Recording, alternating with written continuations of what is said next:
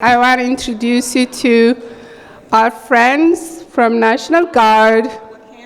Lieutenant Merrick will introduce our General Jensen. Please put your hands together for Lieutenant Merrick. Hey, thank you, Fartoon. My name is Lieutenant Colonel Jeff Merrick. I'm the Director of Diversity and Inclusion for the Minnesota National Guard.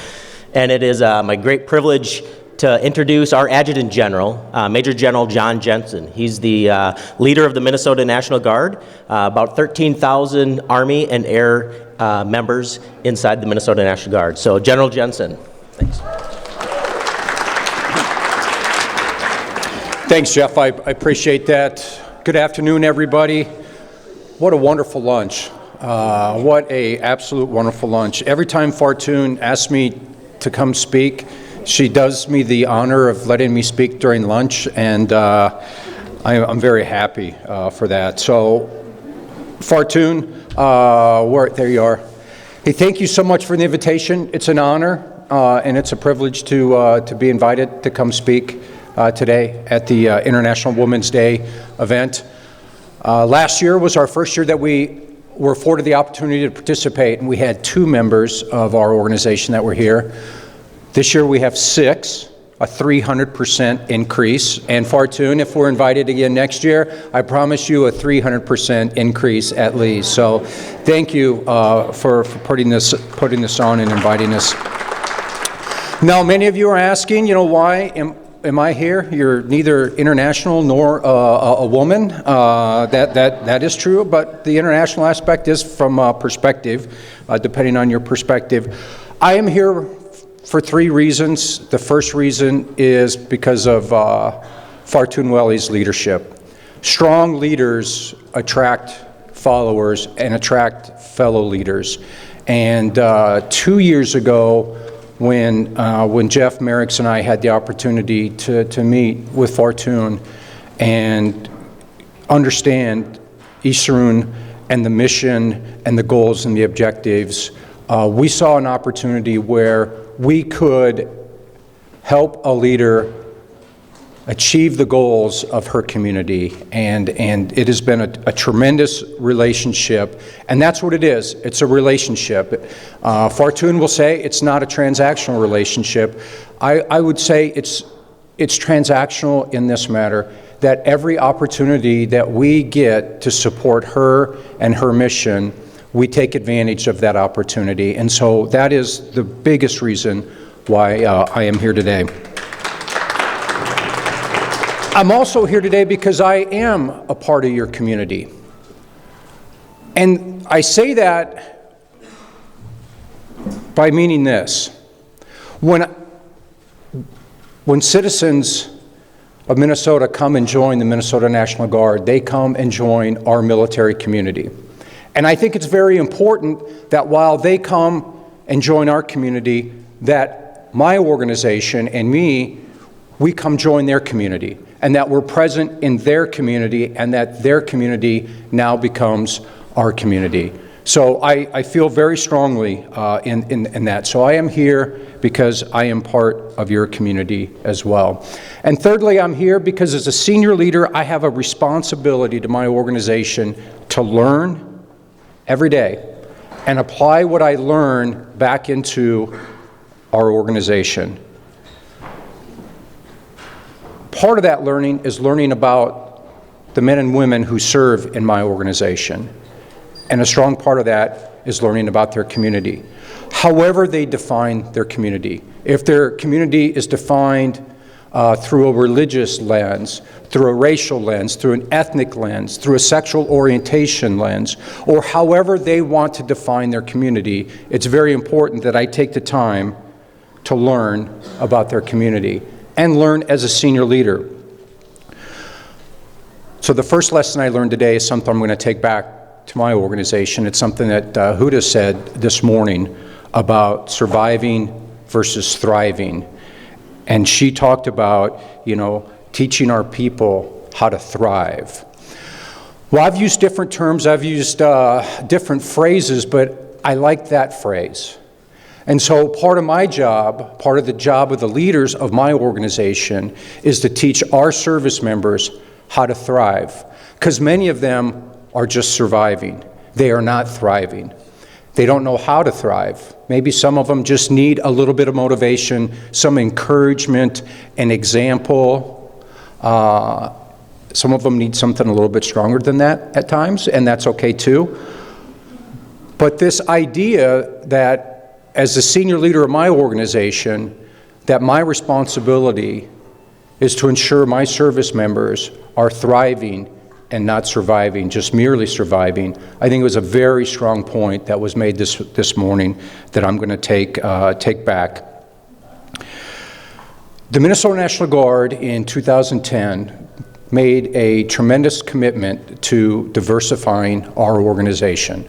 Now, diversity had been a value of our organization from at least 1975, and I say at least 1975 because I can go back and I can review the annual reports of the Minnesota National Guard, and I can read through them, and I can read the message of the Adjutant General, and I can read what that senior leader at their time said was important to the organization, and I can see diversity all the way back to 1974, 1975. But in 2010, we really took a step forward when we stopped talking about diversity as a goal and we started talking about diversity as an actionable item.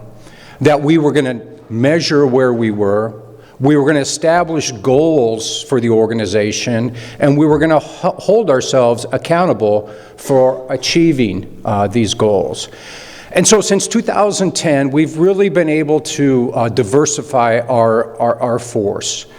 We've more than doubled the diversity, the race, ethnic diversity of our organization. And we're incredibly proud of that, but that is not where it ends. See, that is just, in my estimation, really the first step.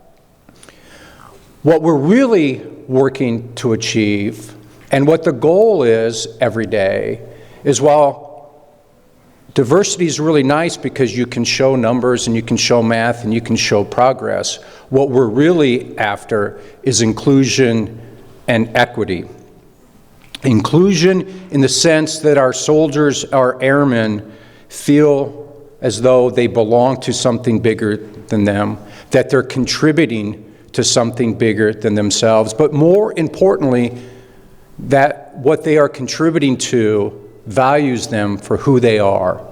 And that's the key part, is while our people add value to our organization, it's very important that we're adding value back to them. And the first point of adding value, I believe, is accepting our soldiers and airmen for who they are. Now, there's obviously standards inside of our organization that we have to maintain, but it was mentioned by Grace at the last session before we came here, this idea that culture can't be an obstacle. I can't allow people to say, well, the standards don't allow us to do that. The standards don't allow us to achieve that. My job as the senior leader of the organization is to remove obstacles so we can achieve what we want to achieve, so we can be what we want to be, which is, my goal is that the Minnesota National Guard remains the most trusted institution in the state of Minnesota. And the only way that I can achieve that, the only way that we can achieve that, is have a presence in every single community, not a transactional presence, but a true relationship contributing presence in that community. So as we work towards inclusion, as we move towards equity, and many people would say, well, the military is the most equitable organization in the government. See, if person A holds this position and person B holds this position, they're going to get paid the exact same money, they're going to get the exact same benefit, everything is the exact same. And from an outsider, that makes perfectly good sense. From an inside perspective, though, what I can tell you is we're not completely equitable, and we're working towards that. Here's my example. Until 2016, we had an exclusion for females to belong to what we call combat arms units. Combat arms units are infantry, armor, field artillery. The senior leadership of the United States Army always comes from one of those three communities. Always has, and probably will for some time in the future. But females were excluded from belonging to those three communities. So in essence, what we were really saying was that women would never be the senior leader of the United States Army.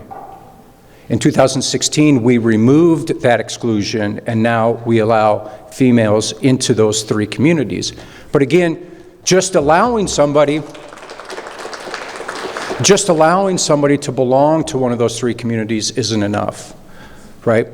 What my role, what my responsibility, what my charter is as it relates to equity is encouraging and recruiting and motivating our female soldiers to go into one of those three communities, to take that challenge, to be among the first who are going to change the paradigm of those branches, to be that brave person to go in, understanding that anytime you're the first of anything, it's difficult, right?